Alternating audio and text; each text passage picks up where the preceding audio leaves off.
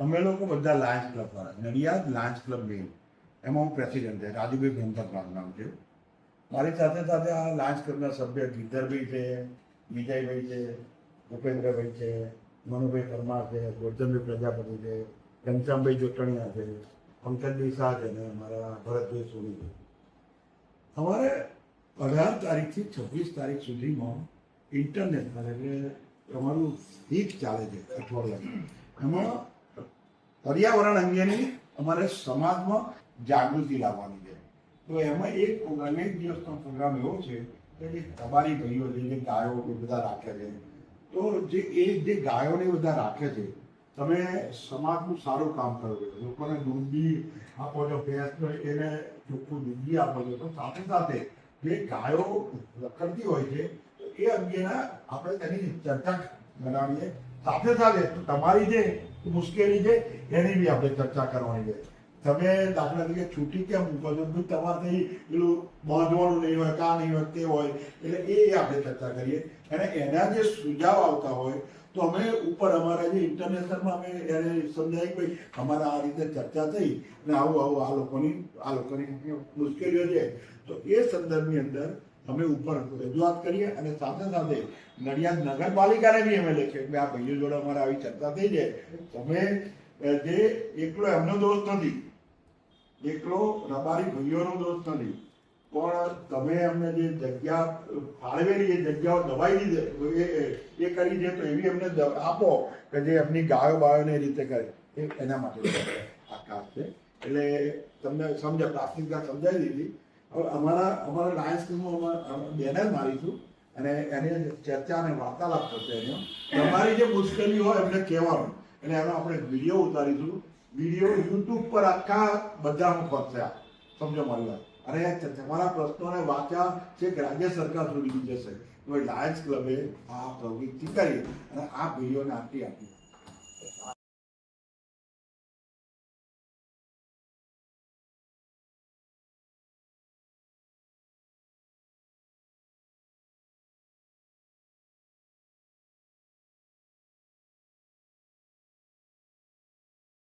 જય મહારાજ.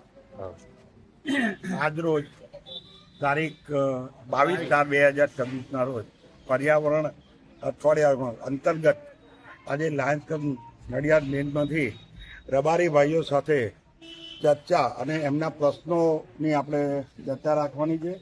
અને સાથે સાથે મારી સાથે મારા લાયન્સના લગભગ 10થી 12 મારા ભાઈઓ આવ્યા છે, રબારી ભાઈઓ આવ્યા છે. તો આપણે હવે હું મંત્રી શ્રી ભરતભાઈને કહું કે થોડી ચર્ચા કરે, ત્યાર પછી ગોરધનભાઈને. દોસ્તો, આ જે વાત કરી એ ફક્ત ને ફક્ત તમારી શું જરૂરિયાત છે અને આ પર્યાવરણ અંગે તમે અમને અને સોસાયટીને કેવી રીતે મદદરૂપ કરી શકો. ખાસ કરીને જે રખડતા ઢોર છે એ કેમ રખડે છે, કેમ છૂટા તમારે મૂકવા પડે છે, એમને તમારી કોઈ સગવડતા બાંધવાની શકતા નથી, એ દૂધ લેતા નથી કે બીજા કોઈ કારણસર. અને જો એ છૂટા પડે અને રસ્તામાં જાય અને રસ્તામાં ઘણા અકસ્માતો થાય છે, તકલીફો થાય છે, માણસોનો વાહન અવર જવરના તકલીફ પડે છે. આ બધી તકલીફોને ધ્યાનમાં લઈને તમારી મુશ્કેલીઓને સમજવા માટે આ એક અને ઇન્ટરનેશનલી આ તમારા જે કંઈ તકલીફો હોય એને અમારે એમની સમક્ષ મૂકવાની હોય કે એમની આ તકલીફ હોય. તો તમને કોઈ એવી તકલીફ એવી મોટી તકલીફ પડે છે કે તમે આને છોડી દો છો. જમીન જે સરકાર દ્વારા દબાણમાં આવી ગઈ છે એ રીતે તકલીફ પડી શકે. સાથે સાથે તમે જે આ ગાયો છૂટતી રહે છે અને ગાયો છૂટતી રહેવાથી એક્સિડન્ટો થાય છે, સાથે ઉંમરલાયક માણસોને અમુક વાર ગાયો ગોથા મારે છે.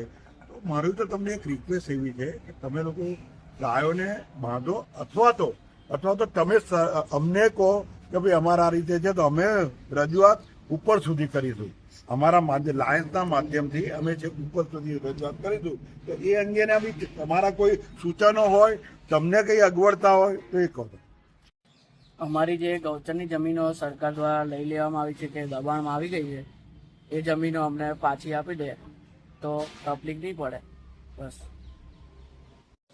સાંભળી, અમારી ફરજ છે લાયન્સના પ્રમુખ તરીકે, લાયન્સના સભ્યો તરીકે કે તમારી સમસ્યાનો છે નિકાલ લાવવાનો અમારો પ્રયત્ન રહેશે. તમારી જે ગૌચરની જમીન ખરાબ થઈ જાય એ થઈ જાય તો અમે સરકારને અને અમારા લાયન્સના માધ્યમથી ઉપર ચોક્કસ વાત કરીશું. તમને લાભ થાય એવો અમારો પ્રયત્ન રહેશે. પણ મારી તમને એક છે, તમે બને તે સુધી તમારી ગાયો બધા રખડતીને છૂટી ના મૂકો. એના લીધે સામાન્ય પ્રજા અને સિનિયર સિટીઝનોને બહુ તકલીફ પડે છે. અમુકના મુશ્કેલ થયા છે. તમારી બી થોડી ફરજ છે કે તમે તમારી ગાયોને બાંધેલી રાખો. બરાબર છે? ઓકે.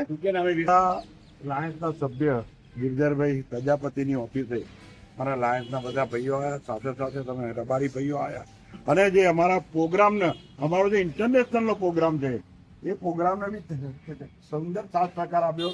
તો બદલ દરેક ભાઈઓનો, દરેક મારા લાયન્સના સભ્યોને ખૂબ ખૂબ આભાર માનું છું મિત્રો. અને જ્યારે બીજી વાર અમે બી તમને આ રીતે બોલાવીએ તો ચોક્કસ આવજો. દરેકને જય.